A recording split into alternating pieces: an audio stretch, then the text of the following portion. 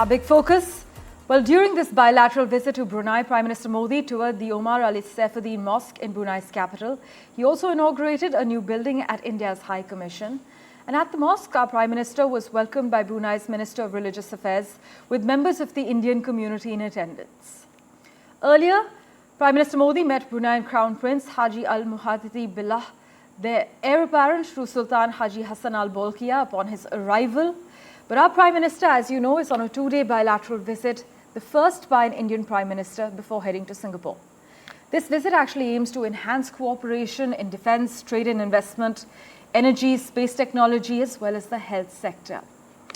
Meanwhile, in terms of geographical context, Brunei, which is strategically located on the island of Borneo, is smaller than Indian states like Sikkim and Tripura, but its Sultan's immense wealth and lavish lifestyle has repeatedly grabbed attention. In fact, the second longest reigning monarch in the world after the UK's Queen Elizabeth II, Bolkiah reportedly has a net worth of $30 billion, that's billion with a B. And Brunei is rich in oil and natural gas reserves, as has been highlighted by the MEA as well. But the most important aspect of Bolkiah's luxurious lifestyle that grabs eyeballs is actually his private car collection that's valued at about $5 billion. And it also includes a gold-coated Rolls-Royce and about 450 Ferraris and 380 Bentleys, believe it or not. My colleague Mohammed Ghazali has been tracking this visit very closely. He joins us live at the moment. Ghazali, as we've been discussing, India has been vocal and the MEA has said that we'd like to have more predictable hydrocarbon supplies with longer-term contracts from Brunei, especially in the area of gas. Take us through the key takeaways so far as the Prime Minister's touchdown is concerned. See, you saw the Prime Minister being visited by the Crown Prince there, by the Prince of Brunei, and the Prime Minister also went to the Indian High Commission for inaugurating one of the Chancellor, a new building there, and then the visit to a mosque, which was built by the father of the current or the sitting Sultan there. And his father was also kind of inspired by the Mughal architecture back here in India. So there was an India connect as well. So the Prime Minister, now having visited all these places, will hold a bilateral talk with the Sultan of Brunei. And why this is very significant, because India and Brunei have very close relationship. We are importing hydrocarbon from Brunei. And in the near future, as MEA had issued in a statement saying that perhaps India will also be looking towards Brunei for its energy needs for natural gas import from Brunei. Besides that, India already has a satellite tracking station there in Brunei, which tracks our eastward launches of satellites and all. And India will start training or assist Brunei in space research and technology. So once we are providing them research and technology training, they are providing us space to establish they have already provided us space to establish our ground station to monitor our satellites there.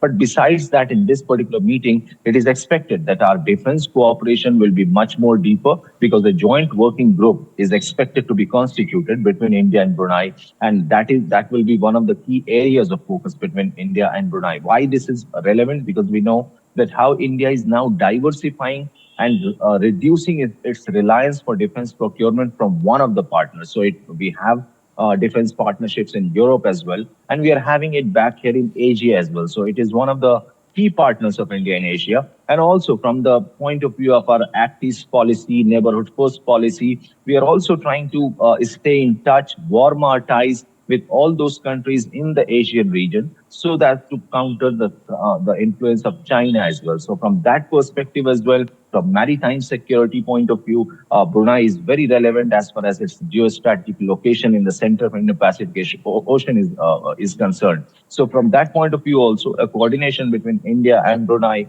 when it comes to maritime security or defense cooperation or space technology. These are three key areas besides the trade, healthcare, and also one very important fact we should not be ignored, that out of a very tiny population of 4 to 5 lakh population of Brunei, Indians are like around 14,000. The diaspora population is 14,000, and most of them are in very notable profession.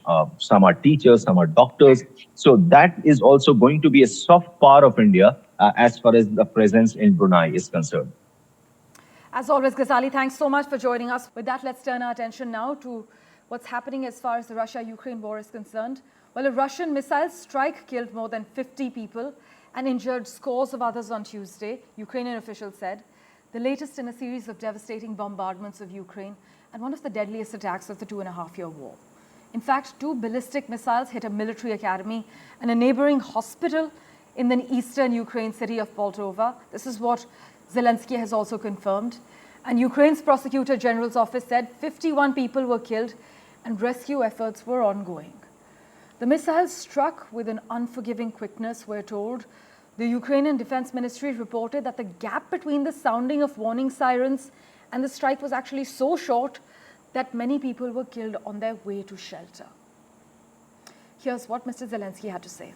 Обов'язково російська наволоч відповість за цей удар. Ми знову і знову кажемо усім у світі, хто має силу, щоб зупинити цей терор. Системи ППО і ракети до них потрібні в Україні, а не десь там на складі. Далекобійні удари, які можуть захистити від російського терору, необхідні зараз, а не колись потім. Кожен день зволікання – це, на жаль, загибель людей. Meanwhile, Mongolia's failure to arrest Vladimir Putin on an international criminal court warrant dealt a heavy blow to the international criminal law system. This is what Ukraine's foreign ministry said as the Russian president arrived for talks likely to focus on a new gas pipeline connecting Russia and China.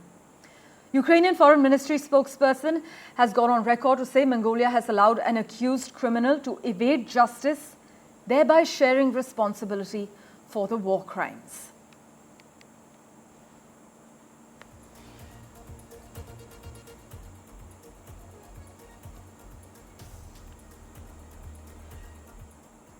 In other news, the US Justice Department has charged several Hamas leaders, including the group's head Yahya Sinwar, in connection with kidnapping and murdering American citizens during this 7th of October attack in Israel.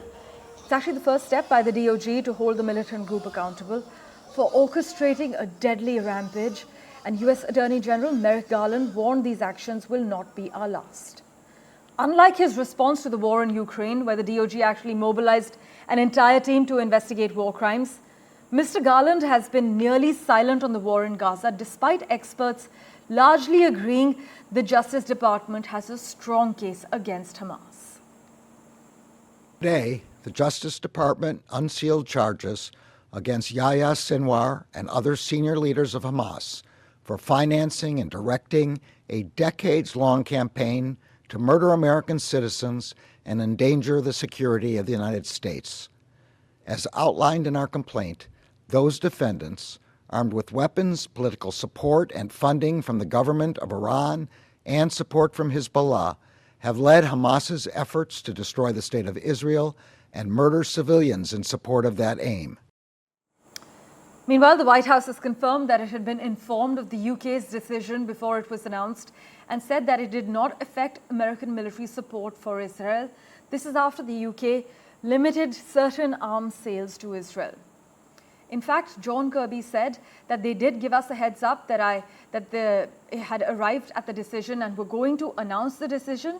So the National Security Council spokesman in the US said that they were indeed aware. Here's what Matthew Miller had to say. Came to this conclusion. We have reviews that are ongoing. I don't want to prejudge what those reviews will conclude, but we are looking at a number of possible violations of international humanitarian law, and we'll make our own assessments based on our own review of the facts and our own judgments on our law as well as international humanitarian law. Meanwhile, Mr. Netanyahu has condemned the UK government's decision to suspend some arms export licenses to Israel, describing it as a shameful decision that would embolden a genocidal Hamas. The Israeli Prime Minister said his country was at war to also protect British hostages and vowed the UK measures would not prevent it from winning the war in Gaza.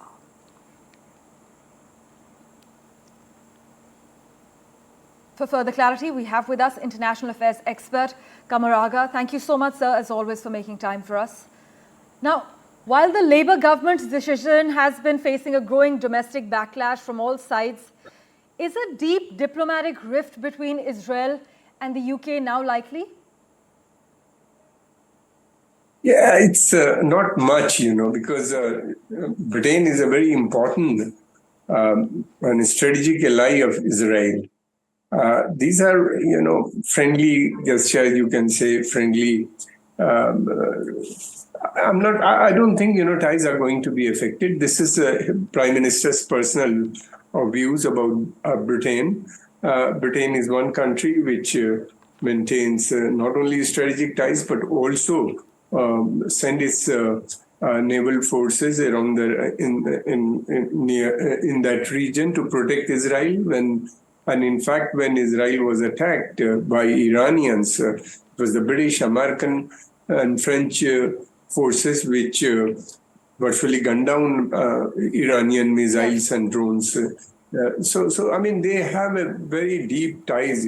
Britain has helped establish Israel in 1948. It was so. I don't think ties are going to be affected. These are just a statement, issued by the Prime Minister, and he thinks, that it's not fair because since Britain is a very old and strategic ally of Israel. Right, sir, but exempting the F-35 fighter jet program, essentially giving this program a blank check to continue despite knowing that F-35s are being used extensively in Gaza. Some actually are saying that the UK suspension of this arms exports is too limited and riddled with loopholes. Would you say this is a terrible decision for the future of arms control, and it also misses a clear obligation to hold Israel accountable for its war crimes? Yes, in a way you can say, but it's basically a symbolic, 30 items out of 350, they have suspended their supplies. And most of these are basically spare parts used in fighter bombers or drones, mostly in these two sectors. Thirdly, the Britain is doesn't want to disrupt supplies of other items, but they said it is not a blanket ban on British supplies to arms supplies to Israel. They said it is not an arm embargo also. So arms will continue to flow into Israel from Britain or France or even United States. There are certain items which they don't want to say. The reason is, Parmeshwar, there's tremendous pressure from the public in Britain. These are the people, who have basically voted for Labour Party, the ruling Labour Party. They want, government should take some steps. And in fact, the Labour Party has promised, when they will come to the power, they will take certain actions against Israel. So it is in that, we must see in that connection, this step was taken. And it's a very temporary thing. It's not going to last long because number of reasons, which we have mentioned earlier. Thank you so much, as always, sir, for joining us with those quick comments. Many are also arguing that this marks a shift in British foreign policy away from being lockstep with Washington when it comes to support for Israel. But we'll keep a close eye on all the developments. The UK sends Israel explosives, guns, and fighter jet components. But it isn't one of Israel's main suppliers, I must inform our viewers. In fact, the United States and Germany are Israel's biggest weapon suppliers. We'll keep tracking the latest for you. For now, we're slipping into a very short break. Back in a moment with much more. Don't go anywhere.